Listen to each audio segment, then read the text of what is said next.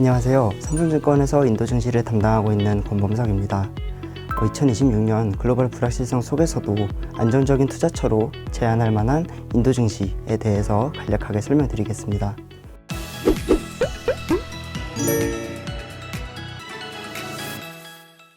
순서는 이슈 분석, 주식시장 전망, 업종 전략 이 순서로 진행하겠습니다.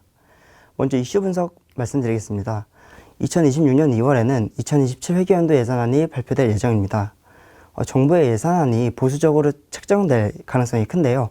그 이유는 첫 번째로 올해 초에 소득세 감면이 있었고 지난 9월에는 GST 세율 인하를 했기 때문입니다.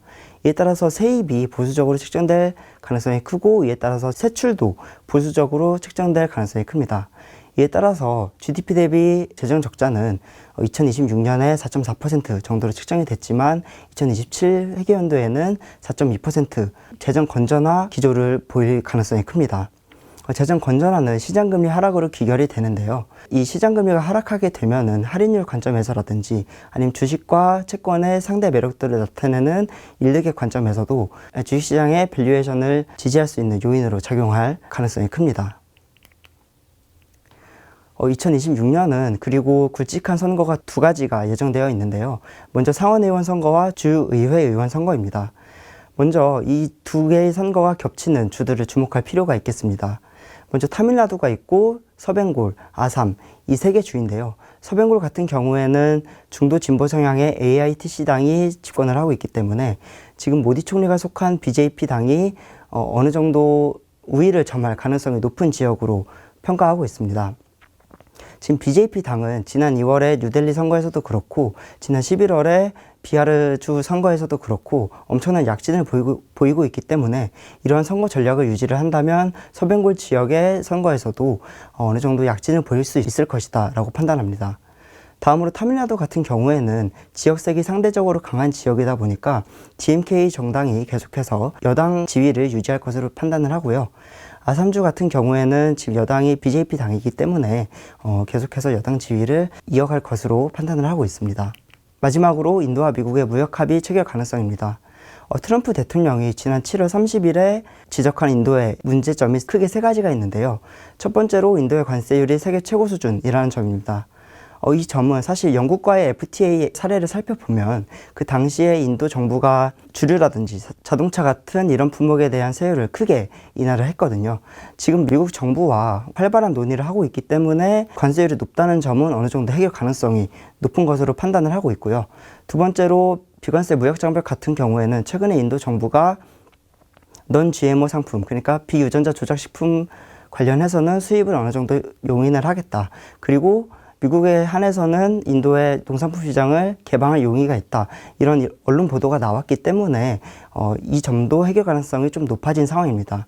마지막으로 러시아산 에너지나 무기 수입 같은 경우에는 최근에 미국 정부가 러시아 최대의 에너지 회사인 로스네프트와 루크오일을 제재를 함에 따라서 인도 정유사들도 이에 대해서 적극적으로 동참을 하겠다라는 의지를 표명을 했습니다.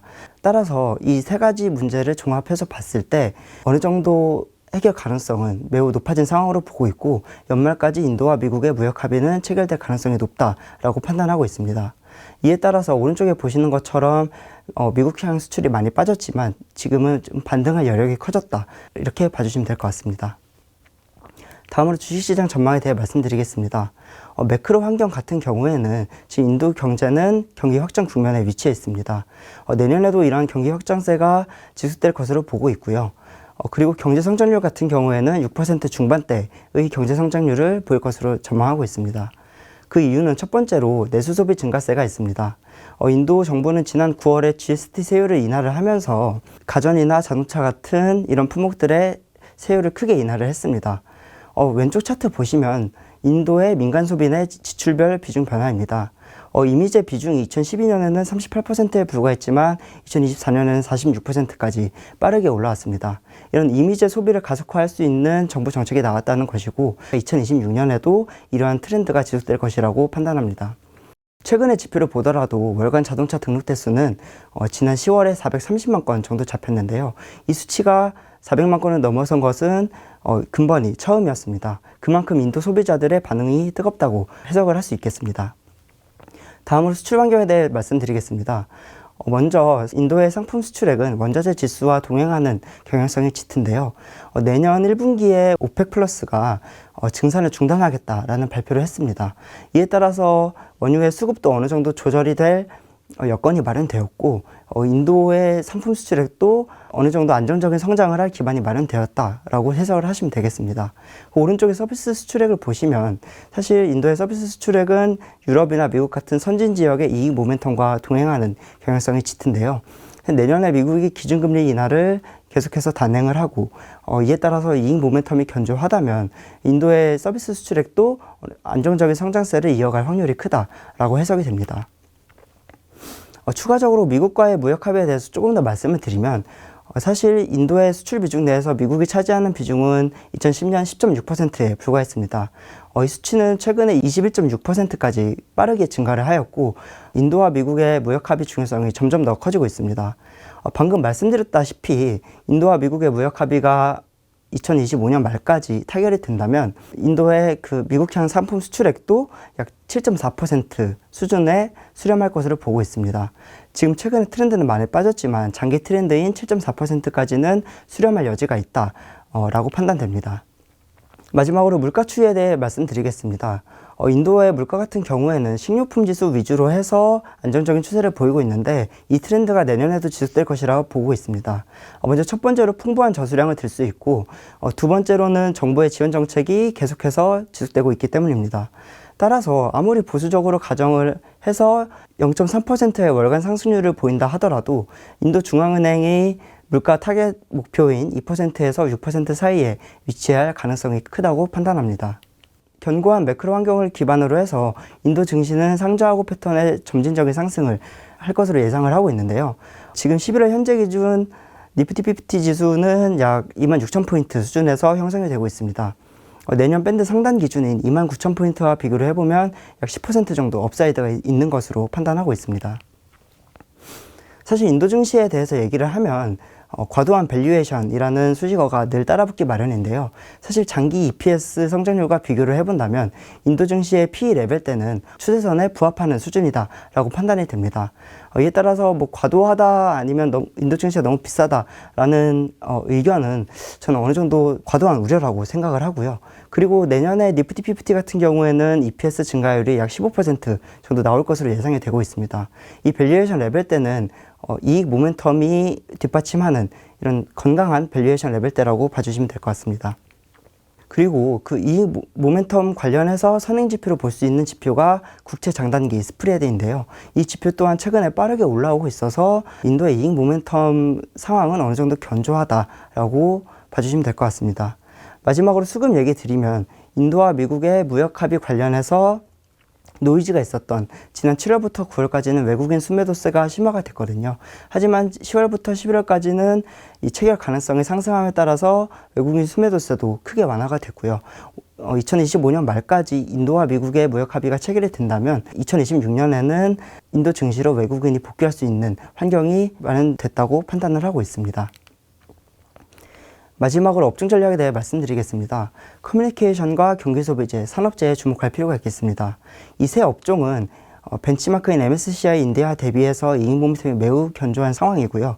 오른쪽에 이익 추정 변화율을 보더라도 커뮤니케이션 같은 경우에는 올해 초부터 빠르게 올라왔고 그 뒤를 산업재가 잇고 있습니다. 마지막으로 경기소비재 같은 경우에는 지난 9월 GST 세율 인하 발표 이후부터 이익 추정치 변화율이 빠르게 올라오고 있는 그림을 보여주고 있습니다. 먼저 스토리를 하나하나 살펴보자면 커뮤니케이션 같은 경우에는 꾸준한 ARPU 상승세를 주목할 필요가 있겠습니다. 구조적으로 인도에서 모바일폰 사용자는 계속해서 증가하는 추세에 있고요.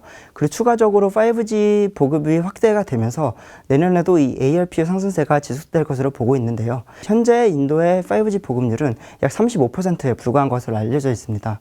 내년에도 5G가 확대 보급된다면 이런 지속적인 ARPU 상승세가 계속될 것으로 보고 있고 따라서 커뮤니케이션 섹터의 이익 모멘텀도 견조할 것으로 보고 있습니다. 다음으로 경기소비재 섹터 말씀드리겠습니다. 지난 9월에 정부가 GST 세율을 인하할 당시에 그 소형차에 대한 세율을 31%에서 18%까지 빠르게 인하를 했거든요. 따라서 인도의 소형차에 대한 수요는 지속적으로 증가를 할 거고, 이에 따라서 보통 2륜차와 3륜차 위주로 판매를 하던 인도의 자동차 대형사들도 이런 소형차 위주의 판매 증가세로 평균 판매 단가가 올라갈 것으로 보고 있습니다.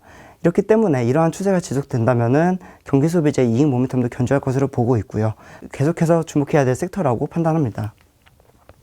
마지막으로 산업재 말씀을 드리면, 사실 인도 정부의 지출이 감축됨에 따라서 인프라 투자가 지속될 우려가 있겠지만, 사실 민관 협력 프로젝트에 대해서 정부가 적극적으로 장려를 하고 있는 상황입니다. 이런 허드코 같은 주택 공기관을 통해서 인프라 대출을 계속해서 늘려나가고 있는 상황이기 때문에 내년에도 이런 인프라 투자 모멘텀은 지속될 것이라 보고 있고, 산업재도 그 중에서 주목할 섹터라고 보고 있습니다. 이상으로 2026년 인도 시장 전망에 대해서 말씀드렸습니다. 감사합니다.